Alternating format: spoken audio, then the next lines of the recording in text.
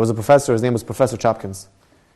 He lived in Russia, came from an atheistic family, completely not observant, and he discovered a serum that cures cholera, which is a very deadly disease, and it saved many lives in India.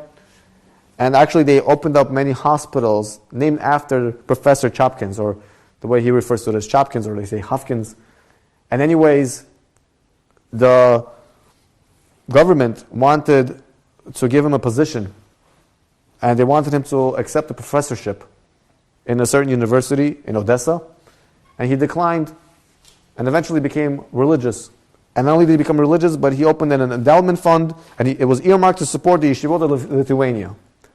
So they asked him, they said, you were completely a non-believer, you had nothing to do with Judaism, you came from a home of atheists, how did you become to a point, full force, where you're supporting yeshivot?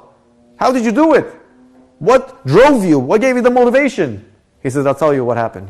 He says, after I discovered that cure, the government gave me this position, this position of being a professor in Odessa.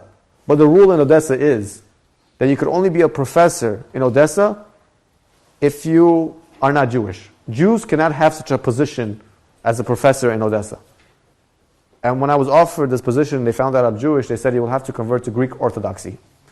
So I said, they didn't ask me for my cufflinks, they didn't ask me for my watch, they asked me for my Judaism. And before I could get rid of something, I have to go and discover and investigate what is it that I'm giving up. I'm not just going to give up something. Before I give it away, let's go on this and investigate.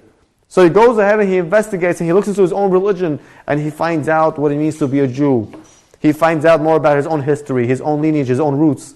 And as a result, he actually became religious because he realized, this is what they want to take away from me. Before I'm going to be willing to just give it up, let me go find out what it's all about.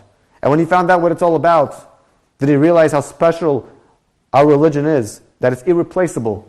And as a result, he became a full religious Jew. We don't understand what we have until it's taken away from us. And once they take it away from us, all of a sudden we realize. But we don't have to come to such a point. The rabbi understood, when he understood that even though he was in such a position in his life, where they were prepared to take it away from him, if I'm going to have this loss, if this is what they want from me, this is what they want to take away from me, it must be there's something special. We live in a world where they tried to take that away from us. They tried to take away our identity. They tried to take away from us our religion. They tried to take away from us our mitzvot and our relationship with Hashem. They want us to become more like them. But if they're trying so hard to take it away from us, then maybe we should investigate what is it about our religion that's so special. And maybe if we could investigate and try to look into it, maybe we'll find there is something special and we'll actually be able to connect to it even more, like Dr. Professor Chopkins.